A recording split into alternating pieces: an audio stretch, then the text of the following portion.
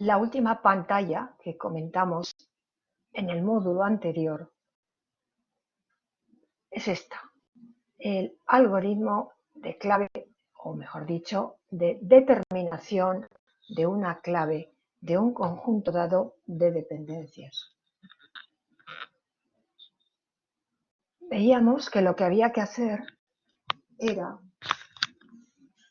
configurar, crear conjuntos, mejor dicho, varios conjuntos. El conjunto I constituido por todos los atributos del universo del esquema, en donde están aquellos atributos que aparecen en algún implicante. Conjunto D es el conjunto de los atributos que aparecen en algún implicado. El conjunto ID está constituido por los atributos que no forman parte de ninguna dependencia. El conjunto I es el conjunto de los atributos, conjunto ID, atributos que aparecen indistintamente, unas veces a la izquierda, otras veces a la derecha. El conjunto N es el conjunto de atributos que no aparecen en ninguna dependencia, lo cual pues no es tan raro. Se dan muchos casos en la práctica en los que hay atributos relevantes para el problema, pero que no están ligados a ningún otro, por ningún tipo de dependencia. A partir de estos conjuntos vamos a crear el conjunto Z. Z, el kernel, el núcleo, constituido por la intersección de n con i, perdón, por la unión de n con i, por la unión de n con i. Es la intersección de todas las claves. La intersección de las claves puede ser, en algún caso, conjunto vacío. Es un caso perfectamente posible, aunque quizás no sea más común. En unión i, atributos que no aparecen en ninguna dependencia funcional. Unión, atributos que aparecen solo a veces. ¿Qué quiere decir que es la intersección? Quiere decir que toda clave contiene Z. Será Z y algún atributo más. Si el cierre de Z fuera T, entonces es clave única. Porque tiene que formar parte de todas las claves y si le añadimos algo, sigue determinando T, pero ya no sería clave. Bien, entonces el cierre de Z es T. Tenemos una clave que además es clave única, pero simplemente que lo sepa. Supongamos, caso más general, que el cierre de Z no es T. Entonces, tendremos que, manteniendo Z, que es el núcleo, irle añadiendo atributos. ¿Procedentes de dónde? Pues procedentes de ID. Hasta que el cierre sea T, debiendo comprobar si se ha obtenido clave o superclave. Esto es bastante fácil en la dimensión de problemas que manejamos. Bueno, y es bastante fácil en general.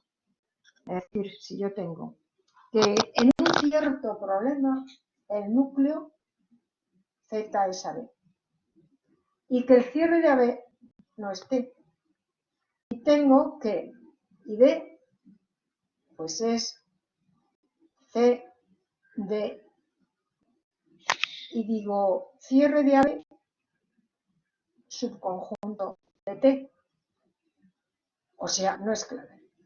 ¿Cómo determino una clave? AB tiene que estar. Pues voy al conjunto ID y añado la C. Y compruebo ahora el cierre. Si todavía no obtengo T, obviamente no es clave, y entonces tendría que añadir la D. Dos estrategias. Digo ABCD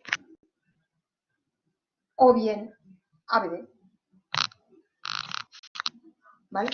En cualquier caso, porque puede ser que sea necesario la unión de C y D, o sea, el que esté en C y D, para obtener T. O puede ser que la C no valía, pero la D sí. O sea, hay que hacer una comprobación. Si lo que uno ha obtenido es clave o es superclave, es decir, es clave o es un conjunto que contiene alguna clave. En cualquier caso, bueno, pues es un problema no muy complicado. Bueno, algorítmicamente no es complicado en absoluto. Al decir complicado, me da aquí. La obtención de una clave es muy cortita. Otra historia es si uno necesitara, y hay problemas del campo de análisis que sí necesitarían determinar todas las claves. En este caso, los algoritmos, desde el punto de vista de fundamentación, son muy fáciles, pero desde el punto de vista del tiempo de ejecución, los tiempos se dispararían y tenemos que recurrir a estrategias de implementación, a fraccionamiento del problema, etcétera, etcétera, etcétera. Bueno, pues sigamos aquí con la 84. Vamos a ver. Aquí vamos a ver.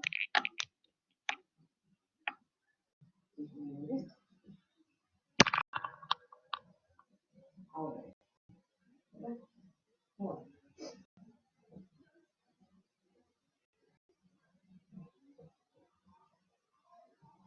El ejemplo anterior que de un L inicial A implica BC, AC implica E, CD implica E, B implica D y A implica D.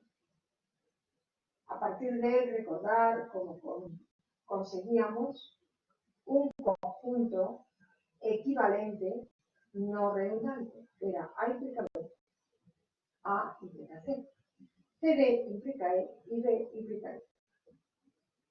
Bueno, pues ahora lo que pretendemos es calcular una clave. Tenemos que nuestro conjunto T es ABCD.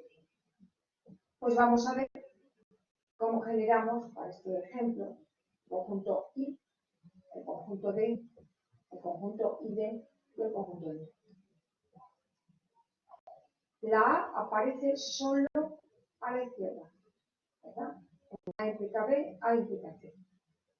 La B aparece a la izquierda y a la derecha.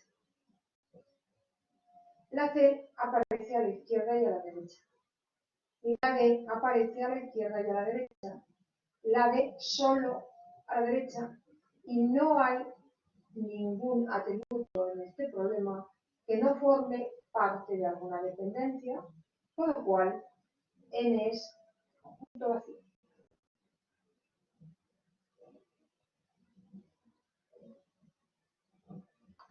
Núcleo. Y un N. Y que es A unión N conjunto vacío, pues el núcleo es A.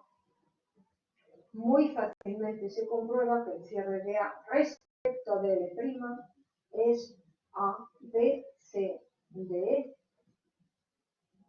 Todos los elementos del universo. No, ya está. La clave, en este caso puedo decir la clave, en general diríamos una clave es una. Aquí es la clave mayor, clave única.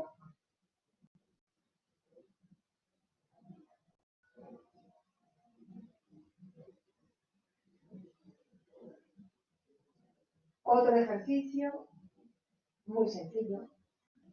Y antes de abordarlo, sencillo, os quiero hacer una aclaración. Hoy estamos trabajando, planteando ejercicios,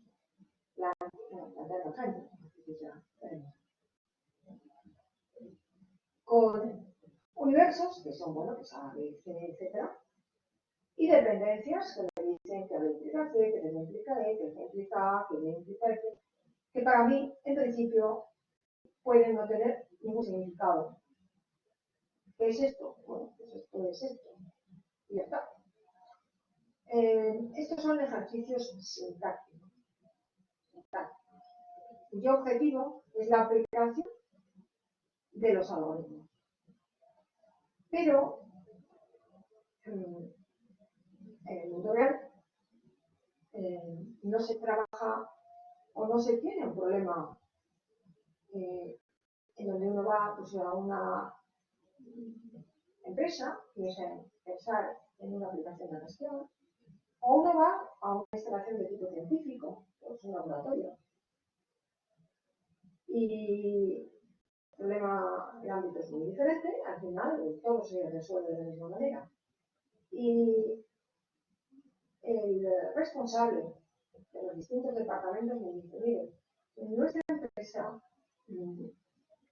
es tal que tenemos unos parámetros que dicen que A y B pues va a ser la base para calcular el valor de C, que C junto con otro parámetro que no se sabe lo que es, que se llama B, donde me va a permitir calcular E. Sería un poco de locos, ¿no? En una empresa me van a decir que el sueldo va a depender de antigüedad de la empresa y categoría contractual, me dicen este tipo de cosas. Es decir, el mundo real es un mundo semántico en donde las cosas significan algo. Entonces, esto es lo bonito realmente. Es que uno trabaje con semántica, con una significación. Y es la semántica la que va a permitir al analista formular dependencias. A mí me tiene que decir cómo funcionan las cosas. El responsable del laboratorio me tiene que decir que está midiendo no sé cuántas variables, que me resultan un mundo exótico, y que desde el punto de vista de la experiencia, pues estas variables se comportan así. Bueno, resulta que lo que manejo, vuelvo a insistir, son cosas que tienen un significado. Entonces, es ahí donde este tipo de procedimientos se aplican. Pero el paso de la semántica a la sintaxis, que es esta, la tengo que hacer yo. A partir de donde voy, por ejemplo, en este problema, el conjunto N es, bueno, me dan este conjunto de dependencias, hagan nuestro diseño. A partir de ahí es la sintaxis. Pero para escribir no los símbolos de atributo, así no los que quieran, que me digan algo acerca del atributo que estoy representando, y como les dije en otro momento, por favor, representar cada atributo de la realidad por una letra, símbolo, signo simple, porque como pongamos uno compuesto, se organiza siempre un poco menos. Entonces, en la primera fase de un diseño es pasar de la realidad semántica a la regla sintáctica. Ese es el primer paso. Y ya la sintaxis es lo que puede constituir la entrada del procedimiento. Claro, el paso inicial no es algoritmizable. Es un trabajo previo que hay que hacer. No hay un sistema, un módulo que me diga, pues, dada esta semántica, esta es la sintaxis. A partir de las sintaxis, o sea, de símbolos interpretados cogidos por un conjunto de dependencias, ya funciona. Bueno, pues esta parte es muy bonita. ¿Qué se entiende? ¿Qué se entiende en este contexto con semántica? Pues estamos diciendo que ahora los atributos son símbolos interpretados. Dicho de otra manera, son símbolos a los que se asigna un conjunto de valores. Lo que hablábamos antes. Al la definición de dominio. Y después, las dependencias las tengo que escribir yo, es como dice en metalenguaje de definición de datos, las tengo que escribir yo expresando lo que me están diciendo. Están diciendo que es así. Y bueno, y es aquí, este es el paso, sin duda ninguna, más importante. Escribir los atributos no suele ofrecer duda. Las dependencias representan la realidad. Entonces, debe de ser un conjunto correcto, completo. Correcto en el sentido de que toda dependencia que yo haya incluido es cierta. Completo quiere decir que no me he olvidado de incluir ninguno que sea así. Seguramente, a lo mejor, he incluido un cierto grado de redundancia, pero esto no es relevante porque hemos dicho que la entrada del algoritmo tiene que ser un conjunto no redundante, lo que se llama un conjunto no redundante, un recubrimiento equivalente al intento, con la propiedad de ser no redundante. Bueno, no es complicado representar la realidad mediante dependencias. Es cuestión de costumbre. Pero si ese paso previo no se hace bien, la aplicación del algoritmo puede ser impecable. Y empezamos muy bien. Calculo la proyectividad, elimino atributos superfluos, elimino dependencias redundantes, me calculo una clave y ya tengo clave. Muy bien, pero si lo he aplicado a un conjunto erróneo, mi diseño es erróneo, no me representa lo que tengo que representar. ¿Vale? Bueno. Vale. Es bastante fácil comprobar, y os lo dejo como ejercicio, que de sobra vamos a ver luego, que el conjunto L es no redundante.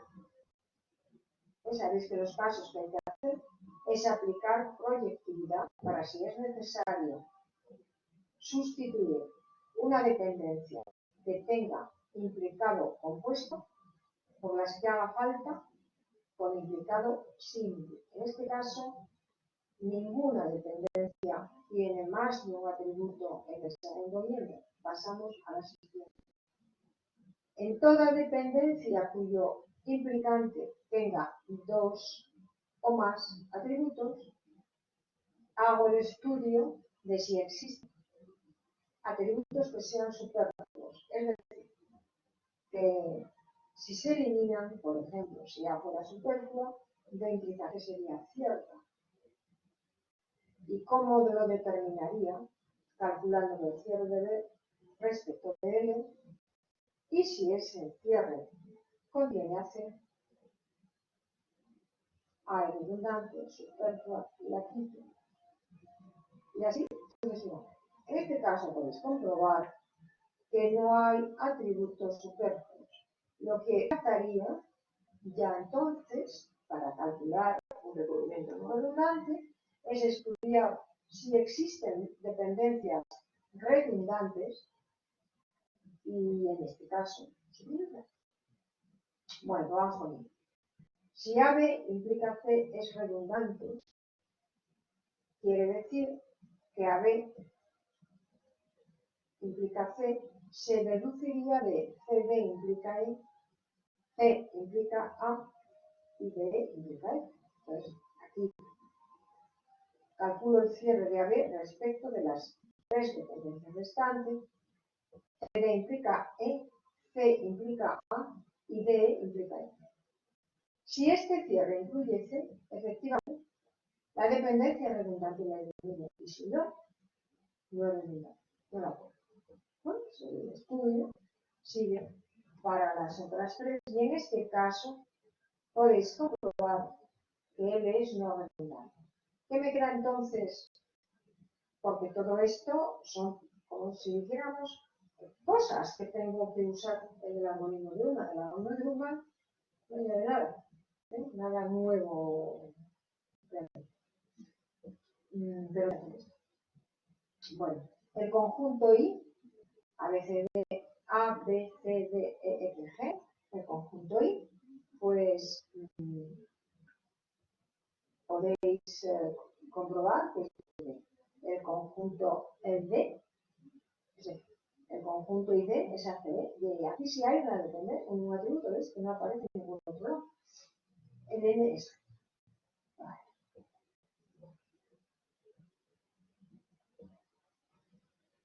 El núcleo y uno en N es BDG. Calculo el cierre y me sale BDG. Pues entonces BDG no es clave, es el núcleo, pero no es clave. Y eso sí, va a formar parte de cualquier clave. Entonces me voy al conjunto ID, integrado por AC y N. Y añado un atributo, el que queráis, pero proceder con orden. Supongamos que será igual A, B, D, G. Calculo el cierre. Y ahora sí, a la primera vez que añado algo, tengo A, B, C, D, E, F y G, que es todo. Luego esta es una clave. Aquí digo, esta es una clave, no digo la clave, es una. ¿Pudiera haber más? A lo mejor hay más. ¿Vale? Pero bueno, como yo necesito una, funcionamos.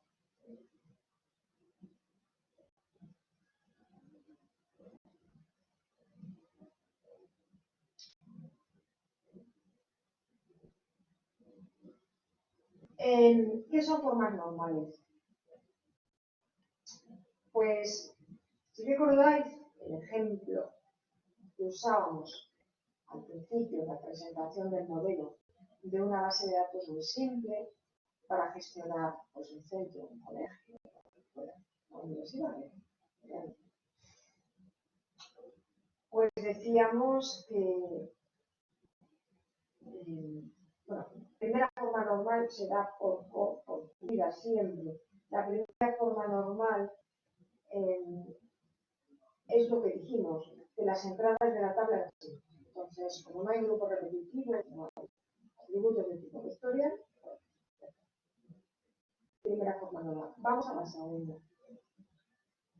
Recordar que se presentaban inconvenientes de manejo, que decíamos que no se podía dar de alta a un nuevo alumno, lo cual conocíamos todo, pero que todavía no sabíamos matriculado de nada, todavía sus datos, porque faltaba el valor, por tanto, faltaba el valor de algún atributo que fuera primario, para parte de alguna clave.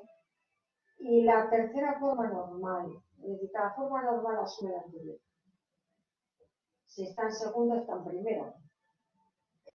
A partir de la relación en segunda forma normal, que ya no se presentarían cierto tipo de anomalías, pues estaríamos en la tercera. La segunda forma normal la consigo cuando ningún atributo no principal depende parcialmente de ninguna clave. Es decir, un atributo, todo atributo depende de la clave, pero puede depender de parte de la clave o de toda la clave. Entonces, una relación está en segunda forma normal cuando ningún atributo no principal depende parcialmente de ninguna clave. Entonces, la tercera forma normal asume la segunda y ya suponemos, por tanto, que no existen dependencias parciales de atributos no principales respecto de ninguna clave, pues un esquema está en tercera forma normal, en segunda ya, o tercera, sin ningún atributo no principal depende transitivamente de ninguna clave. Bueno, estas formas normales tienen mucha importancia, ¿eh? Son formas canónicas a las que se debe de ajustar cualquier relación. ¿Para qué? Para no dar problemas en su manejo. Y los problemas son tan importantes como pérdida de información por no poder hacer algún tipo de acceso o incluso accesos erróneos. Vamos a ver. ¿Por qué se llaman formas normales de COD? Pues porque las enunció pues, uno de los teóricos pioneros de las bases de datos, que era Evator, que por cierto se murió hace poco tiempo, 2-3 años. Uno de los teóricos más importantes en base, no el único, en base a todo. No el único, pero sí quizás, digamos que el manifiesto, como se suele decir, ¿no? El papel, artículo seminal de este tipo de cosas, pues él lo presenta en un congreso de alta nivel, ya para entonces un super especialista en un congreso. Nuestras formas normales que también, muchas cosas. Lo que es el modelo de la ciencia. Era un congreso vamos a decir, era base de datos muy grande. Y él presenta este modelo que entonces, en los tiempos heroicos, no era ni mucho menos el más introducido necesariamente, ¿no? Así voy a hacer artículos. Y sin embargo, luego el modelo relacional ha tenido un recorrido muy importante, desarrollos muy importantes, y bueno, que se puede en el español que es estándar de lenguaje. Afortunadamente, es muy fácil. Afortunadamente, el algoritmo que nosotros vamos a usar, el curso, algoritmo de Ullmann, sin que yo haga nada especial, va a darme un diseño en tercera forma normal. No hay que comprobar nada. Pero esto es, digamos, cultura de tiempo. No podríamos pasar sin mencionarlo. O sea, tranquilos, no vamos a ir. La primera forma normal, repito, es la por supuesto, porque los atributos son así. Pero la segunda es la primera, la segunda y la segunda, la tercera. Bueno, pues el algoritmo de Ullmann me da un resultado, una salida, que está en tercera forma. Vamos.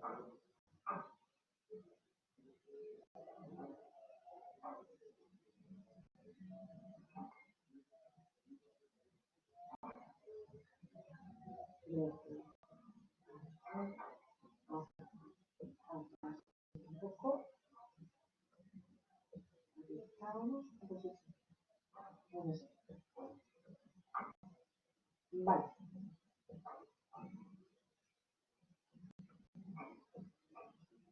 Fases del algoritmo que vamos a utilizar. El algoritmo que vamos a utilizar es el algoritmo de Ullmann. Y vais a ver que una cosa ya muy súper sencilla, no significa aplicar más cosas complicadas, tiene estas tres partes. Las tres hemos visto. Vamos. Objetivo de este final del curso, familiarizarse al menos con el procedimiento básico de diseño de una base relacional, de una base de datos relacional, de un esquema de bases de datos relacional, por tanto es un esquema de datos basado en un modelo relacional. Como acabo de comentaros, a mí no me dan el ACD con sus dependencias, o sea, todo sale bien. Yo lo que tengo es un problema real, con atributos reales, que están interrelacionados entre sí de determinada forma. Entonces, ¿cuál es el punto 1? Pues el punto 1 y más importante, y fijaros, el más importante es el paso de la semántica a la sintaxis.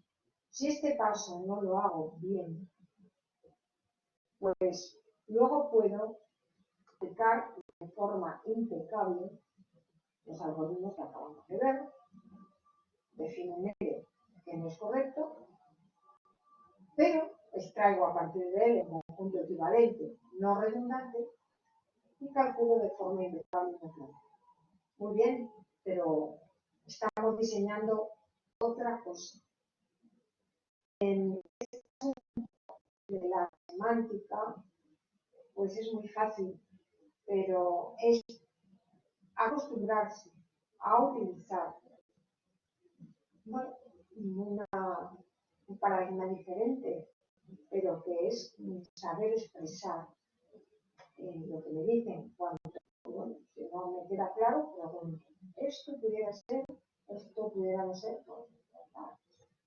Una vez se tiene claro lo que se tiene, pues la identificación de atributos es pues, los atributos, ítems de información elemental, pues asignarles un símbolo y hacerme caso un símbolo. Bueno, pues las dependencias funcionales expresan las relaciones que existen o no existen entre estos objetos. Te paso mil veces L, no importa ahora que L sea redundante, la redundancia. Hermano, pierdo el tiempo analizando si es no redundante. Directamente, el procedimiento que hemos visto para eliminar la nueva. Ya lo encuentro, aunque lo tenía, ya era no redundante. Entonces, tengo mi esquema, mi relación universal. R, casi se llama, mi R de T. Ojo, mi esquema de relación universal jamás la voy a implementar. Lo que voy a implementar son sus proyecciones. Es decir, ya lo vimos cuando vimos fundamentos de álgebra, decíamos dos operadores fundamentales en el diseño. Proyección, bueno, tres. Proyección y selección y join. ¿Verdad? Para el diseño de RPC. Porque lo que veréis hace el algoritmo de Ullmann es, una vez tienes bien determinada, bien definida, bien depurada la relación universal, te dice cómo hay que partir la componente. El asunto de la selección y de la join, pues tiene ya que ver con los accesos que yo voy a formular a esa base, con las interrogaciones que yo voy a formular a esa base. Bueno, pues, lamentablemente no lo hemos tenido. Es una cosa horrible. Pero el bloque Select from Where, con todas sus niveles de anidación, con todo su lo que uno quiera, es los bloques Select from Where, son proyección, join y selección. Recordar que la proyección, que es lo que vamos a ver en el proceso de diseño, es partir por columna. La selección es elección de filas que cumplan o verifiquen una cierta condición. El join, decíamos que si teníamos el join de dos relaciones, ojo, que tuvieran al menos, que compartieran al menos un atributo. No.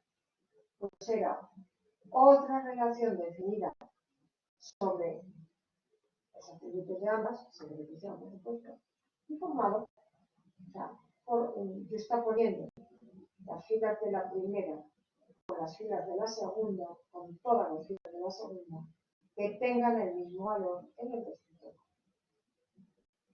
Pero bueno, repito, soy consciente de que aun siendo un extremo muy fácil, pues vamos, ya no te queda no te queda de curso, profesional, vamos a dedicarnos al diseño. Y después calculamos una clave de qué, una clave pues de RDP, ¿vale? Ullmann no requiere nada de Ullmann. Hay muchísimos algoritmos de diseño, pero el de Ullmann tiene la ventaja de que la adaptación es sencilla.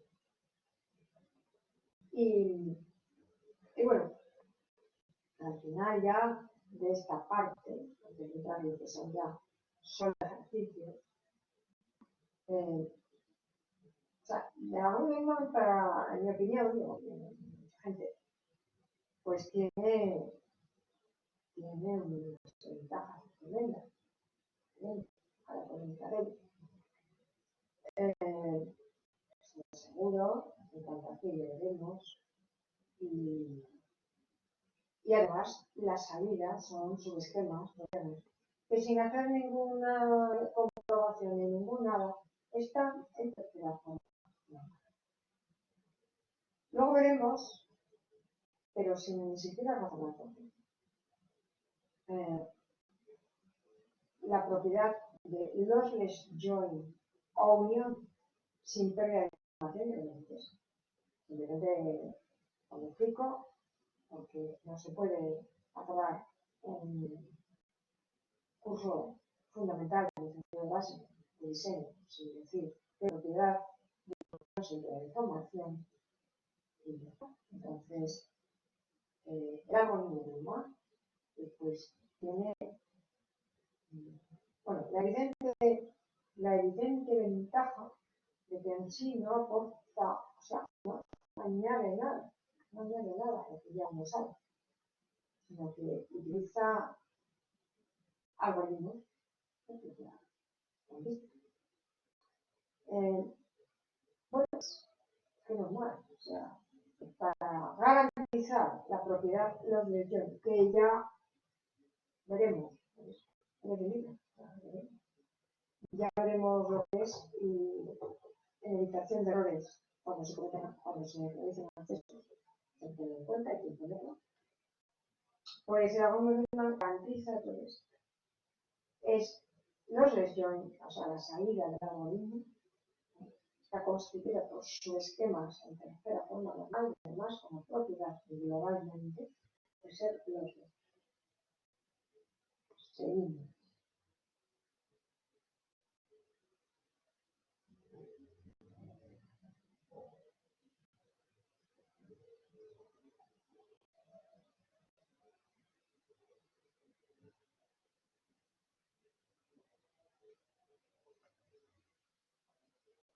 Tenemos, fijaros, volvemos un momento atrás.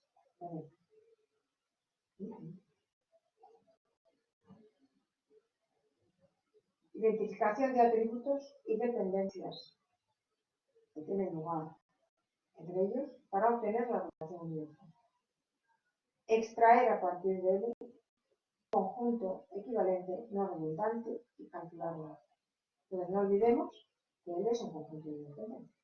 No olvidemos que para llegar a este conjunto de dependencias previo a la eliminación de posibles redundancias, hemos sustituido cada dependencia con más de un atributo identificado, tantas cuantas haga falta, para que en el identificado haya un único atributo.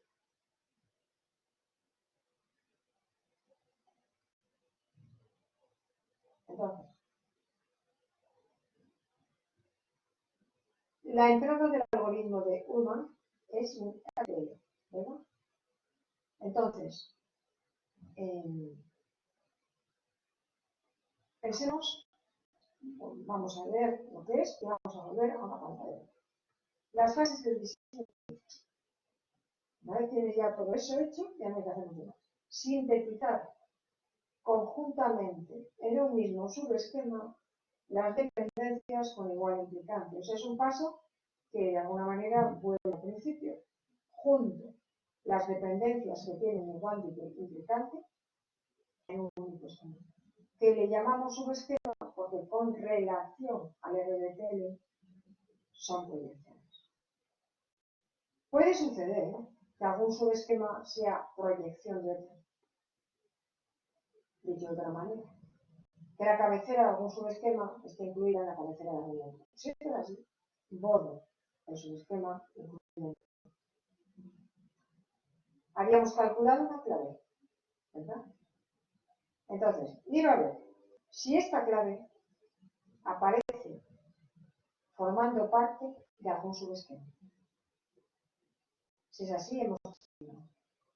Si no veo la clave como parte de la cabecera de algún subesquema, pues define una relación que llamamos R0 sobre la clave. ¿Vale? Entonces, bueno, pues, si volvemos a la pantalla por aquí, ahora vamos a ver ejemplo. Vamos a ver. Ejemplo que acabo de ver.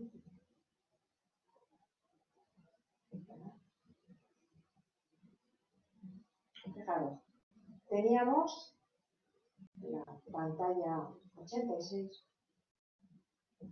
un conjunto de dependencias A implica C, A implica C, CD implica C implica A y DE implica E. Además es ya no redundante. Y además habíamos calculado una clave A, B, D, G. Bueno, pues entonces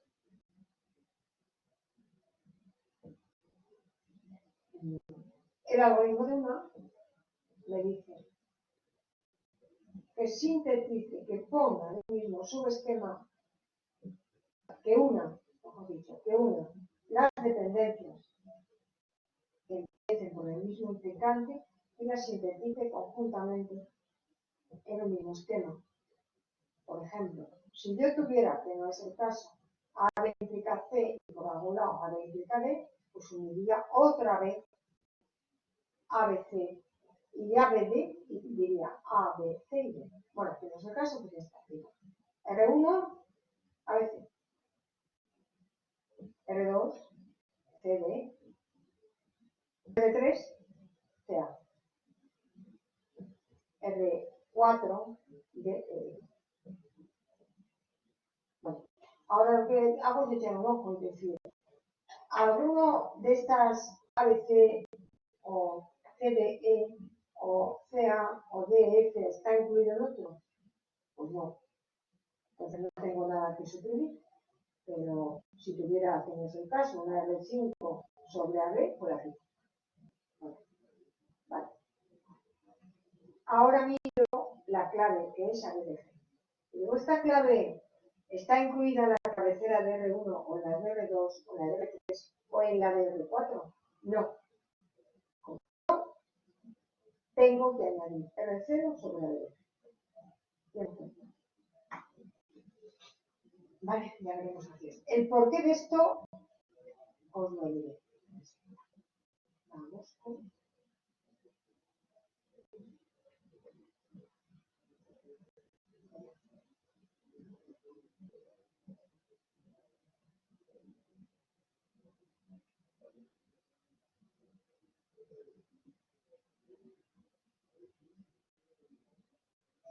Aquí sí. El procedimiento descrito es el algoritmo de Human que cumple las siguientes condiciones. El join de todas las arrays es igual a 0. Dicho cristiano, desde un punto de vista lógico, las dependencias que yo tengo A implica C, B implica E, C implica A, B implica F, constituyen un conjunto integral de partida. ¿Esto tiene un sentido? En este caso coincide, pero pudiera ser que el conjunto no redundante pero son equivalentes. Y bueno, toda relación está en tercera forma. Vamos a fijarnos en la primera condición. Fijaros que, como ya os había comentado, el diseño globalmente definido es un proceso de sustitución, de que, hablando de bases de datos relacionales, es un proceso de sustitución de una relación universal por un conjunto de dependencias.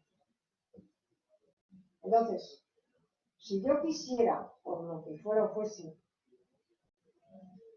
obtener de nuevo esto, ¿qué tendría que hacer? ¿Qué operador, me permite unir relaciones? Otra vez, pero no desde el punto de vista de unión de conjuntos, sino desde el punto de vista de join. Es decir, el operador de join, de unión natural, también se llama. Por eso decíamos que las relaciones que de uno con el join tiene que tener uno para poder plantear. Si yo hago unión de R1 con R2, con R3, con R4 y con R0, tengo R. Debo tener R. Y la pregunta es, ¿y qué otra cosa se puede tener? Bueno, pues este es un tema que es muy sencillo, pero no tengo tiempo de explicar. La unión natural.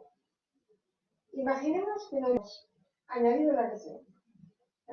Es claro. Pues la unión natural de R1 con R2, con R3, con R4, lo que es seguro es que contiene R. Que en general es un superconjunto de R. ¡Hala! Pues eso no es lo que quiero. No quiero que sea un superconjunto, quiero la igualdad. Pues la de un R0 definido sobre la clave me lo garantiza. Si esa clave ya estuviera contenida en alguno de los esquemas, no la falta de ¿vale? ¿El por qué? Pues es bueno. Una conclusión muy sencilla, hay una razón muy clara, analizando los mencionados, significa un operador de join, pero no tenemos tiempo de analizar. Quedaros con estas cosas, pues surgen muchísimos temas. Muy interesantes, pero no tenemos. Entonces, tenemos el diseño, pero ese diseño no sería bueno si no pudiera garantizar, en todos los casos, al hacer la unión de las partes, voy a tener lo que tenía al principio. No sería bueno, porque en definitiva no estaríamos representando lo mismo. Algo parecido sí, seguro, pero no lo mismo. Entonces, ¿qué tenemos que hacer? Lo que tenemos que hacer es garantizarlo. ¿Y cómo lo garantizo? Pues añadiendo la clave, si esta clave calculada no apareciera en ninguno de los casos. ¿Ya veis? Que el algoritmo de Ullmann no puede ser más sencillo. Y en sí, ¿verdad?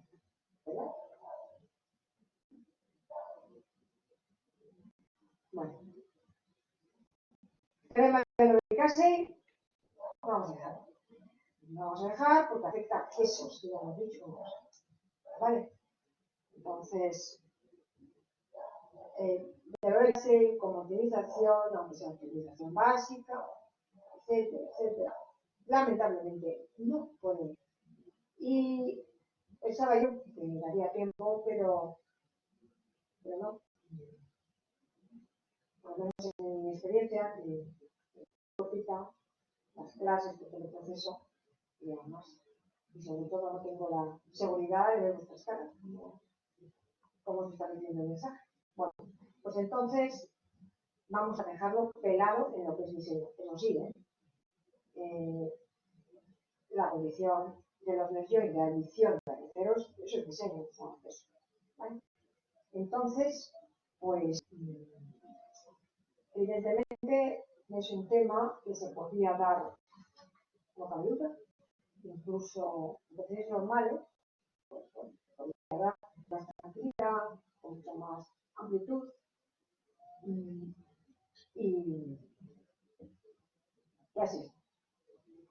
Entonces, el módulo siguiente va a consistir en resolución de ejercicios semánticos, ¿vale? Con todo detalle y ya está. O sea, ejercicios un poco más largos, resueltos con todo detalle. Y no sé, vamos, no creo que es suficiente lo que vamos a hacer, porque da igual hacer uno de 500, la verdad es que no es igual, ¿eh? Porque lo bonito, lo interesante son los ejercicios semánticos, ¿vale? Entonces vamos a ver también un ejemplo de diseño con datos que tienen una semántica y veréis que no hay que tener mucho miedo a la cosa, es saber expresar lo que se tiene, la realidad que se tiene, y saber volcar las dependencias. Y eso es lo que dificulta. ¿Cuál es entonces la dificultad? Pues la dificultad de falta de costumbre. Pues la dificultad nueva y por tanto, pues tiene su. Bueno, hasta que uno se acostumbra, pero aquí no vamos a ver, pero quiero, por supuesto, que ver al menos un ejercicio muy sencillo, pero es semántico, no, está extraído de la realidad pura y dura, o sea que no hay mucha dificultad.